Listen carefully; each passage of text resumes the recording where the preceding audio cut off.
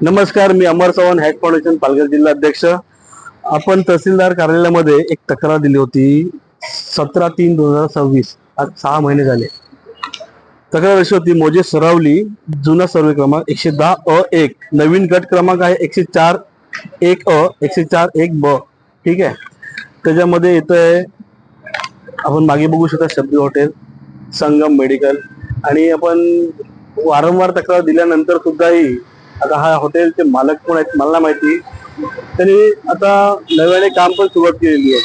आता मंडळ अधिकारी 100-150 मीटर अंतरावरती मंडळ अधिकारी असतात, त्यांनी पण रिपोर्ट दिली होती. त्यांच्या नजरेसमोर हे कामं होतं आणि वारंवार तहसीलदारकडे आपण जातो, तारीखवर तारीख फक्त भेटते, निर्णय काहीच भेटत नाही. याचं कारण तर आपण तहसीलदार साहेबांना विचारणारच आहेत. दुसरी गोष्ट म्हणजे, जेव्हा जेव्हा तारीख असते तेव्हा तहसीलदार गैरहजर असतात आणि आपण तक्रारदार हजर असतो. त्यामुळे तारीख कुठली नेमकी आहे आणि आपण जेव्हा विचारलं जातो की बाबा तारीख कुठली पडलेली आहे, ते सांगतात मी तुम्हाला फोनद्वारे कळवतो. पण असं अजूनपर्यंत आपल्याला फोनद्वारे कोणी कळवलेलं नसल्यामुळे आपण तारखेवरती हजर, तर तारीखच माहिती तर हजर कसं राहणार? बरोबर आहे. म्हणजे तारीख लपवणे आणि तक्रारदार तिकडे नको पोचावे नाही, असे काहीतरी कट आहे का तहसीलदार साहेबांची?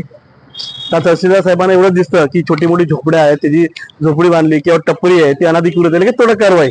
आणि हे मोठे मोठे व्यावसायिक आहेत, त्यांच्यावरती का गप्प का बसलेत ते? त्याचं उत्तर मी लवकर तुमच्या समोर आणणार आणि तहसीलदार साहेबांना विचारणार आहे, साहेब का गप्प बसतात? तुमच्याकडे जे अधिकार आहेत ते गाजवा आणि लवकरात लवकर हे जे शासनाच्या जागेवरती जे बांधकाम आहेत तेवढ्यात कारवाई झालीच पाहिजे. नाहीतर येणाऱ्या 10-15 दिवसामध्ये हॅश फाउंडेशन पालघर जिल्हा अध्यक्ष म्हणून आणि माझे कार्यकर्ता तुमच्या तहसीलदार ऑफिसच्या कार्यालयाच्या बाहेर घेराव घालणार. जय हिंद, जय महाराष्ट्र.